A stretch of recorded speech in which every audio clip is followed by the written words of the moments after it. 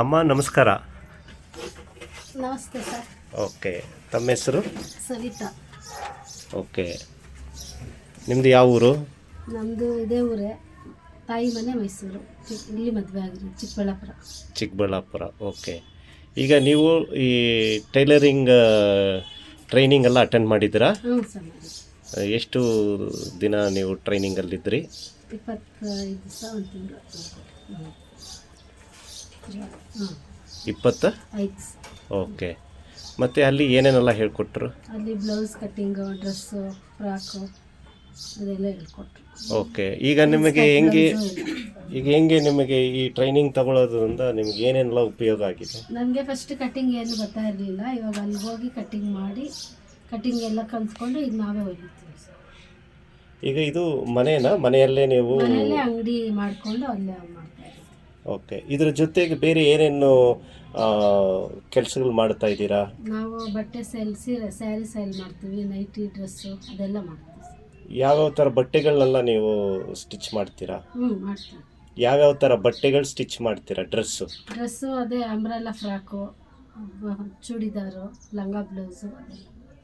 Okay, ಒಂದು ತಿಂಗಳಿಗೆ ಒಂದು ಅಂದಾಜಾಗಿ ಎಷ್ಟು ನೀವು ಸಂಪಾದನೆ ಮಾಡಬಹುದು?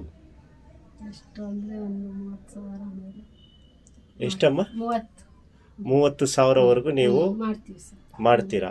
ಓಕೆ, ಇದರಿಂದ ಫಸ್ಟ್ ನೀವು ಟ್ರೈನಿಂಗ್ ಕಲಿಯೋಕ್ಕೆ ಮುಂಚೆ ನೀವು ಎಷ್ಟು ಸಂಪಾದನೆ ಮಾಡ್ತಾ ಇದ್ದೀರಾ? ಸ್ವಲ್ಪ ಬೇರೆ ಕಡೆ ಹೋಲಿಸ್ತಾ ಇದ್ದೆ, ಇಷ್ಟು ಆಗ್ತಾ ಇರಲಿಲ್ಲ. ಇವಾಗ ನಾವೇ ಮಾಡೋದಲ್ಲ, ಸ್ವಲ್ಪ ಒಂದು 10,000 ಜಾಸ್ತಿ ಆಗೈತೆ. ಸರಿ, ಈಗ ಬೇರೆ ಏನೇನು ಮಾಡ್ತೀರಾ? ಉದಾಹರಣೆಗೆ ಬಂದುಬಿಟ್ಟು ಬೇರೆ ಬಟ್ಟೆ ಎಲ್ಲ ಸೇಲ್ ಮಾಡ್ತೀನಿ ಅಂತ ಹೇಳಿದ್ರೆ ಅದೆಲ್ಲ ಎಲ್ಲಿ ಇಟ್ಟಿದ್ದೀರಾ? ನೋಡಲಿಲ್ಲ ಅಲ್ವಾ? ಒಳಗಡೆ ಇದೆ. ಹಾಂ, ಓಕೆ, ಬನ್ನಿ ನೋಡೋಣ. ಓಕೆ, ಈಗ ನೀವು ಬಟ್ಟೆಗಳೆಲ್ಲ ಸೇಲ್ ಮಾಡ್ತೀನಿ ಅಂತ ಹೇಳಿದ್ರಿ, ಯಾವ್ಯಾವ ಥರದ್ದು? ನೋಡಿ ಸರ್, ಈ ಥರ ವರಮಹಾಲಕ್ಷ್ಮಿಗೆ ಬಾರ್ಡರ್ ಸೀರೆಯಲ್ಲೇ ಬೇಕು ಅಂತ ಅದಕ್ಕೆ ತಂದಿದೆ.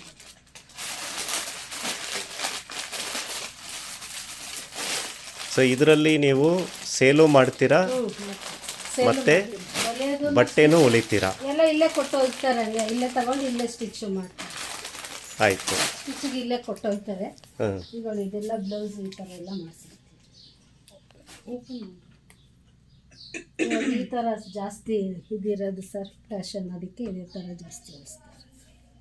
ಸೊ ಈ ಥರ ಆರ್ಡರ್ ನಿಮಗೆ ಸ್ಟಿಚ್ ಮಾಡೋಕ್ಕೆ ಬರ್ತಾ ಇದ್ದಾರಾ? ಸುಮಾರು ಜನ ಬರ್ತಾ ಇದ್ದಾರೆ.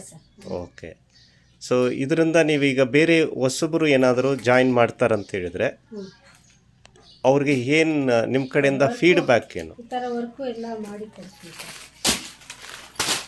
ಇದೆಲ್ಲ ನೀವೇ ಮಾಡಿರೋದಾ? ಮಾಡ್ತಿರೋದು. ಓಕೆ, ಈಗ ಹೊಸಬರು ಏನಾದರೂ ಬಂದು ಜಾಯಿನ್ ಆಗ್ತಾರೆ ಅಂತ ಹೇಳಿದ್ರೆ ಅವ್ರಿಗೆ ನಿಮ್ಮ ಸಲಹೆ ಏನು ಅವ್ರಿಗೆ ಹೇಳ್ತೀರಾ? ಕಲ್ತಿರೋದು ಅವ್ರಿಗೂ ಹೇಳ್ಕೊಡ್ತೀವಿ.